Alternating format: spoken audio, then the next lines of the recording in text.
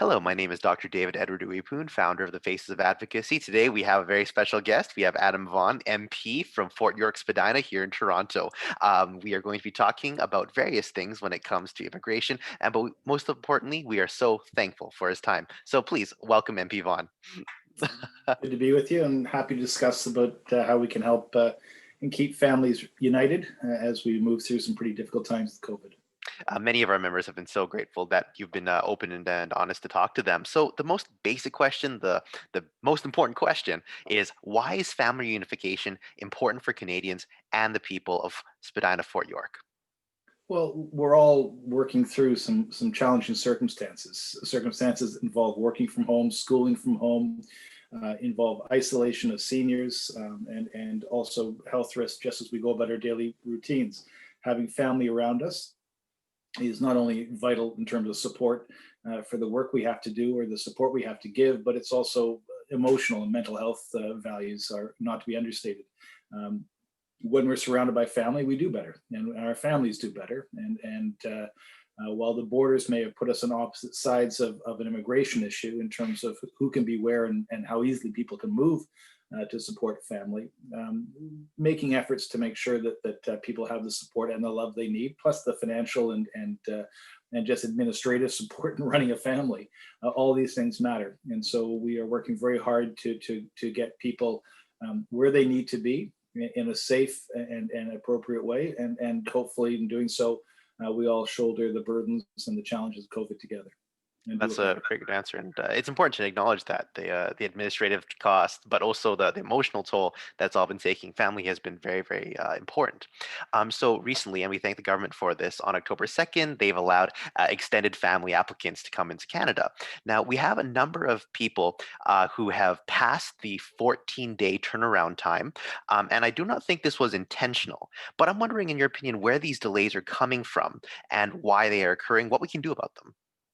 Well, the response was strong. I think you kind of try to model what the application process might look like, and then you try to accommodate and scale your government's response to that application surge. That being said, there are also always challenges with documentation, with transmission, and sometimes questions arise, and sometimes there are security risks. Sometimes there are unanswered questions in terms of how travel documents may or may not be acquired to facilitate such a trip. So Hmm. as broad and as modern as our definition of family is, and that's a good thing, and as strong or as weak as our immigration processes are, and that's always a challenge for us in Canada. We have a very frustrating at times, if not painful, immigration process. And then you add to that unknown questions that may be holding people up that could be of a security nature. When you combine all that, we've processed a lot, but there are obviously a large cohort of people who are still waiting for a response. Hmm. And even when we get the response, sometimes the follow up can also bog the system down as we deal with second applications from the same person. And Hmm. so there's a lot of moving parts to it. We're trying as hard as we can. We understand the critical issue that it is, but I can tell you, as a member of parliament, I know there's a member of parliament from either side of the bench, either side of the aisle, that won't confirm this, but most of the work we do in our constituency offices revolve around immigration. Most people who are in Canada don't notice it because they're not immigrating. Huh. Or they don't have family members immigrating, but it's one of the most frustrating government systems there is. It's also one of the most complex. And so we are having a few growing pains with this policy, but we're getting there, and it's getting faster. And we have MPs working on behalf of constituents from coast to coast to coast to try and make sure we get a good answer for people. Oh, that's really helpful to know. I didn't realize that. What would your recommendation be for those who have missed that 14 days, assuming that there's not a security risk and not a paperwork issue? You'd Well, recommend contacting the MP or? yeah, MPs are your advocate inside of government, and Okay. we don't tend to take on multiple cases. We stick to those whose home address is in our riding. So if you Hmm. live in my riding, contact me. But if you live next door, contact the MP next door, and that's as true for downtown Toronto as anywhere across the country. So first of all, stay with the MP where you reside, and don't open multiple files, because multiple files with the same name will shut down immediately, and Oh. that will confuse the system, but Hmm. also could make it look like you're submitting different applications and just trying to see which one sticks, and that can flag you for security reasons if you got multiple files in the same name. So stick with your MP. When you get a response, don't hesitate to call an MP's office to have them walk through what the response means and what other avenues of appeal might be available to you. Mm, And if there is missing information, um, the I wouldn't hesitate to reach out to your local MP to find out how you can supplement your file, supplement your application, or correct information that may have been ambiguous, just to straighten it out and try and take a second run at it. So the key thing here is be forthright with your documentation, be clear about it, keep copies of everything. And when you get a response that confuses you, go to your local MP for resolution and let them help open a file and make appeals on your behalf. that's very helpful. That's very good advice. Thank you, MP Vaughan. So the No. next question goes into a group that hasn't quite been included, temporary residents. Now, temporary residents contribute to the economy. There are many of them here in Canada, and Minister Menachino has mentioned that they'll be vital to the post-COVID economic recovery. I'm wondering, what pathway do you see for temporary residents to have reunification in Canada? Yeah, that becomes a more complex issue because, of course, their status in Canada has not been finalized, even though Mm, they may be on a path to citizenship. And so it's hard to advance the full slate of rights to Canadians to people who aren't quite yet mm, citizens of the country or permanent residents awaiting citizenship. So there are different tiers, different layers to people's status in this country. We try to be as fair and as forthright as possible at extending the full charter rights to all Canadians. mm, That's not the issue here. The challenge is if your status hasn't been secured, it's hard for you to leverage that status to expand the arrival of more family members or associates or sponsorships. And so on that one, it's an issue that's being raised. We're mm, looking at ways to work around it.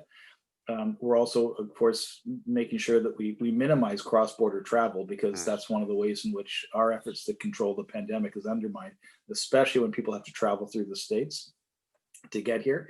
And there are a number of countries around the world where the only point of access to Canada is through the United States. And so all of these things are factored into the decisions we're making. But again, we're moving to look at how to accommodate those sorts of requests and to make sure we do it in a safe and a reasonable way. But we also have to be wise to the fact that people who don't have permanent residency status but may have temporary for a reason, and so Ah, that complicates the challenge in some of those cases. So we're trying to be as generous and as smart, as safe and as smart in terms of secure about this as possible. But sometimes there's just some cases are just a bridge too far, and for those reasons we try to give you an honest, straightforward, and quick answer, but that doesn't always make people happy. well, I'm grateful for the honesty regardless. And it's important for us to understand that hopefully we'll be able to find we've been calling it a safe, consistent, and compassionate approach to this. And so now, and at least understanding the issues will now help us address it. So when it comes to advocacy in general, so many of us want to advocate, and then our MPs are part of the governing party. We are thankful for what work that can be done, but we also wonder what is the best way to be respectful, advocate for those changes, even though the MPs of governing parties might have to hold a specific route and may have to defer to specific ministers. What is the best way for No, us to advocate? Oh, it's the advantage you have as a member of the governing party. I mean, look, I've been in opposition and in government. mhm. The difference between our government and the previous one is the previous one wouldn't even take an opposition request on an issue like this. Trust me, I had numbers of them declined. We recognize that MPs have a role to advocate for their constituents and their residents, and the business communities that lie within them. And so you don't have to worry about party lines being the problem here. The issue is whether or not the minister can get you the answer you're looking for based on the Ah, policies we have in place. But we're as tough on our ministers in caucus as the opposition is in question period. And we fight as hard for our members as everyone else does. It's our job. hmm, My job is not to represent the Liberal Party in the government to the constituency. My job is to represent the needs of the constituency to the ministers. The advantage I have as a government member is that I have adjacency and proximity to the minister in ways that perhaps the opposition doesn't, because we meet in caucus in Toronto, in yes. Ontario, and nationally, as well as sub caucuses. And it's those moments in between official business when you can do constituency business that sometimes get these issues resolved. So uh, some of the strongest advocates for reform come from within caucus. Those conversations might happen within caucus, but I can assure you that full, frank, and determined efforts are made to solve problems in people's lives. That's what we get paid for. I think that really helps us hearing, because sometimes when there's no public statement, we go, "Oh, are the conversations actually happening?" But you're saying that it's maybe during Oh, caucus, trust me, during they're those. happening. Understood. Okay, that Trust helps a me. lot.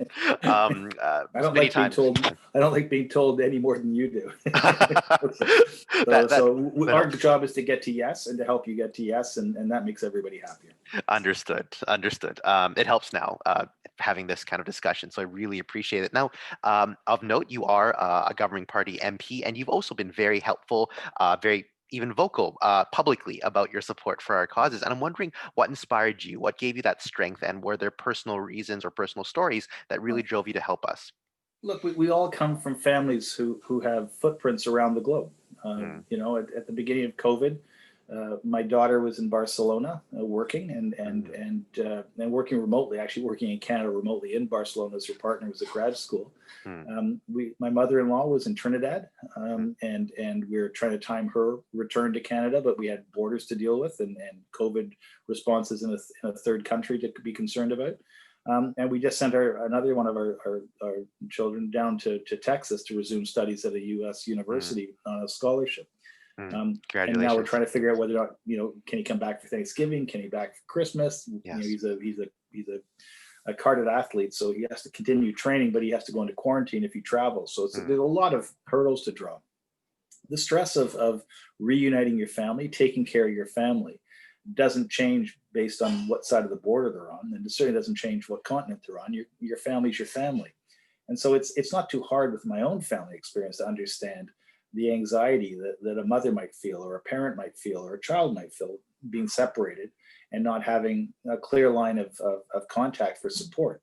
We also know that families are critically important. And if you've just arrived in Canada, just got your status, just started a business or a new job, and all of a sudden you've got to do homeschooling and you've got to take care of an elderly parent, having a mm, sibling around might be helpful. If you've just been married and COVID happened and you want to start your family and start your support together, COVID's an issue, and reunification is an issue. So we're a party I'd be shocked if there was any other group of politicians in the country with high number of people with sort of a global family to draw upon for mm. experience and draw upon for support. But that's the reality of the party I represent. It's the reality of the city I live in. It's the reality of the family I'm from. Mm. And so we feel the anxiety and we feel the frustration, and we are looking for positive answers that keep us safe, but that also keep us safe in emotional and financial ways as well. And so Yes.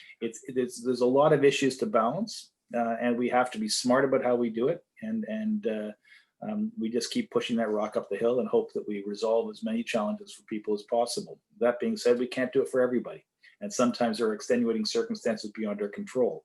But that doesn't mean we can't look for ways to give people clear answers, timely answers, and hopefully a positive response. No, I can hear the empathy in your voice. That means a lot to at least hear. And to have those reasonable boundaries is also very helpful as well. Be safe. These are things that we like to hear. At least that way we know what we're working with. I'm wondering for a final question, if you could give a message to the Canadians who are feeling left out, who are feeling alone, ignored, what could you tell them right now during this very difficult time? Well, first off, we hear you, your voices are being shared, and your stories are being shared in Ottawa and in our caucus meetings that are held virtually now. Secondly, the immigration minister and the minister for the files is very attuned to making sure that people get good decisions quickly, and that's a priority that he's been assigned. But it predates COVID, Mm, and if you hadn't had experience with the Canadian immigration system before COVID, you may not be aware of how frustrating and slow it can be sometimes, and also how difficult it is overseas to get documentation in. So we're working hard to reform those systems. We were before, we are now. And if there's silence or if there's lack of communication, it's only because of the exceptional circumstances we find ourselves in. Don't hesitate. All of the constituency offices are open. All of your MPs are still working. mm. Don't hesitate to contact us with specific issues that might require specific resolution. And we're here to keep the lines of communication open, but more importantly, find ways to get people across the border in that safe, secure way. And so uh, I guess the final message is don't lose hope. Reach out, let us support you as much as we can. And in the interim, if you don't get the answer you want, explain what the problem is so that we can go back to government systems and try to fix them to see if there's not a better way to run the system to get the results that are being desired. Nothing government does is ever perfect. It's a human endeavor. No policy lands perfectly, no policy is executed perfectly, and no policy is so perfect that it can't be reformed and made better.